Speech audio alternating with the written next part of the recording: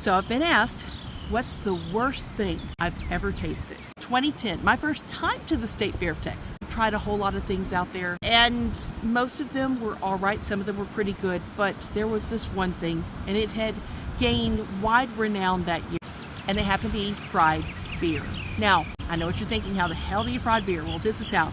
You take your beer and you freeze it into very small morsels, get it really cold, and then you put it into a raviola, and then you freeze that. And then right before it's ordered, ravioli are pulled out of the freezer and they're dropped into really hot oil, and then they're served. Couldn't be that bad, right? It was like eating a belch, because the beer, as soon as the hot oil surrounded the pocket, it turned into a steam.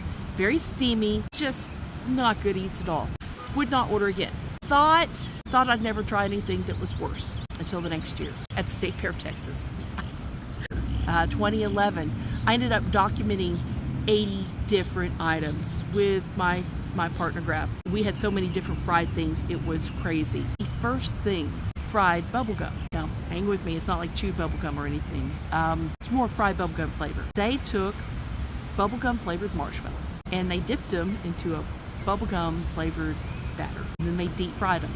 And they on a stick, pulled it out, covered it with bubblegum flavored frosting, and then they topped it with chiclets. Now, Graf took one look at this and went, oh hell no, this was not something he was going to do. And to me, it didn't smell bad. It smelled like bubblegum. I liked bubblegum. Liked being the operative word, so I tried it. There is a series of photographs that Graf took in succession of me as I'm biting into this creation.